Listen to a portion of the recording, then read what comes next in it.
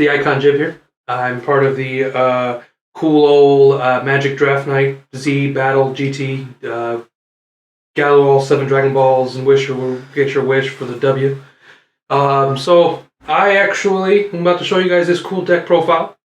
I went kind of funny with it, kind of fucky. I actually went 3 devotions. I went white, black, and blue. So let's go and get cracking. So we're starting off with my the legendary creature of the deck. He's multicolor. He's blue. He's basically a 3-drop. But basically, when he enters the battlefield, he creates a 3/3 colorless golem artifact creature token.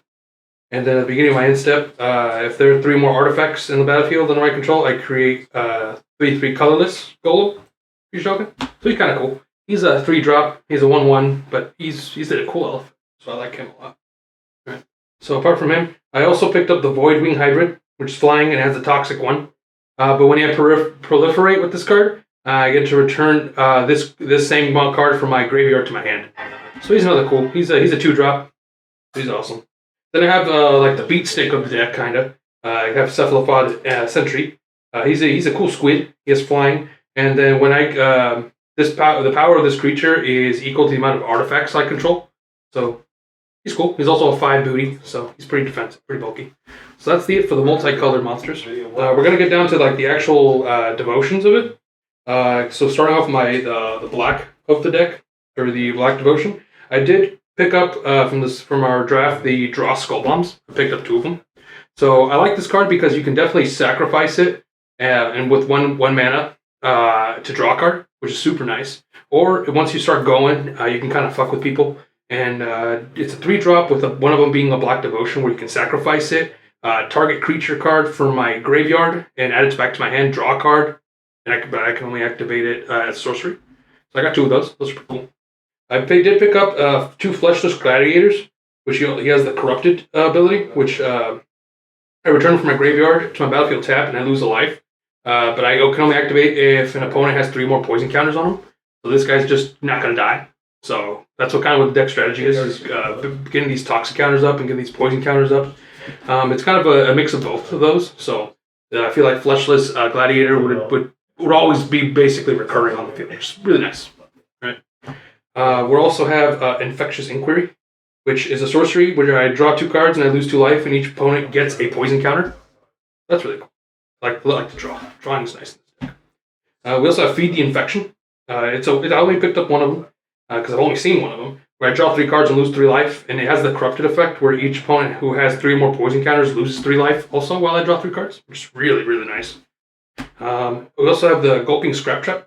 This guy's kind of a pseudo boss monster for this for the black devotion, where it enters the battlefield or dies. I get to proliferate. He's a 4/4. Real nice, real nice. Then I have a cool Obliterator here. He's kind of just a big bungus. He's cool. But he has trample, and basically whenever a source deals damage to him, that source's controller sacrifices that many permanents. So that's cool. I like him a lot. He's kind of punishing. He's kind of like, you sure you want to attack, bro? We're going to move on to my the white or the plains devotion. I also picked up their respective skull bomb, which also allows me to sacrifice it with 1 mana to draw a card. And it also gives me the other effect where it's a 3-drop where I sacrifice the skull bomb itself. Target creature I control get a 2/2 and gains flying until end turn, and I draw a card. Drawing is just the name of the game with this deck. The more I draw, the better. I did pick up 1 Zealot Conviction, which is an enchantment, which chants a creature with flash and gets a 1/1. And as long as an opponent has 3 or more poison counters, the enchanted creature gets an extra +1/+0 and first strike. So this is a real nice enchantment to kind of buff up those monsters.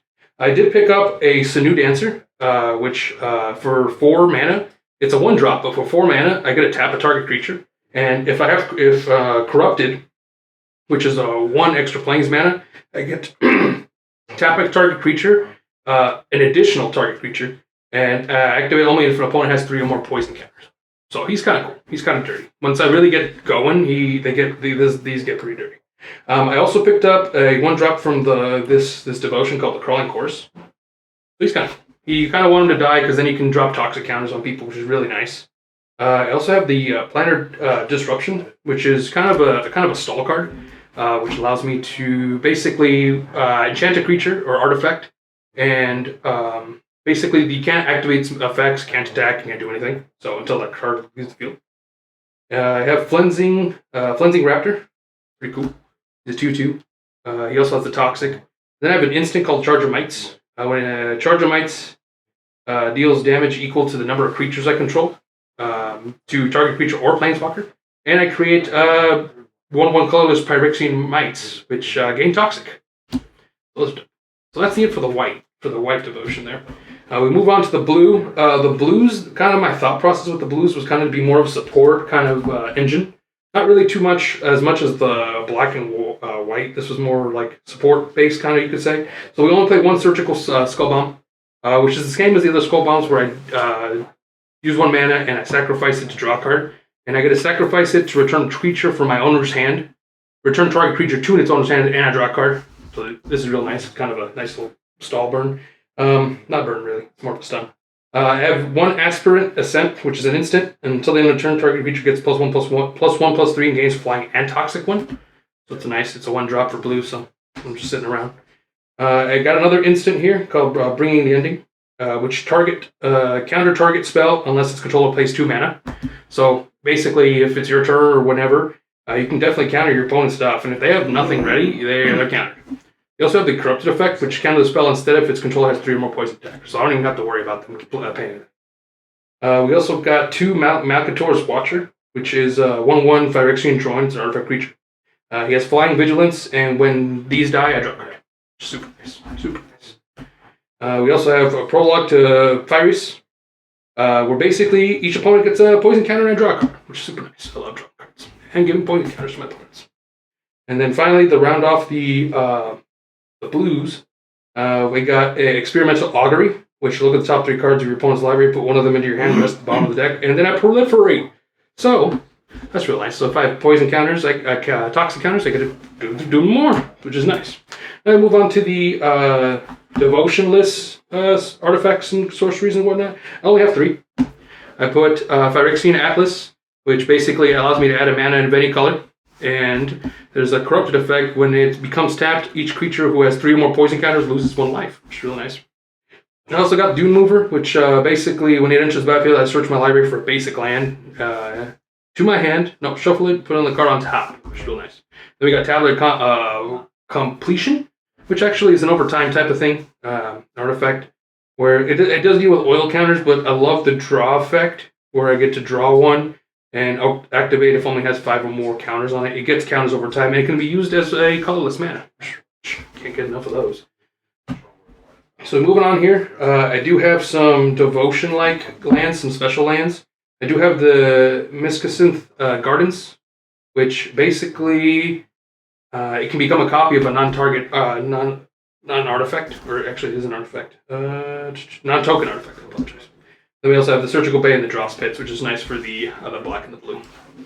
All right, and then we'll move on to our lands. I kind of went all out with my swamp lands. I think I got 1, 2, 3, 4, 6, 7. I got 10 swamp lands. Then we got my plains lands, and then I did very little with the blues. So I guess I'm kind of more splashing the blues with the black and white deck to kind of help out with support. But that's the end of my deck profile, guys. If you guys like, comment, subscribe. Let me know what you guys thought of it, and let me know what you didn't. And yeah, take care. Remember, if that check bounces, so do you. Take care.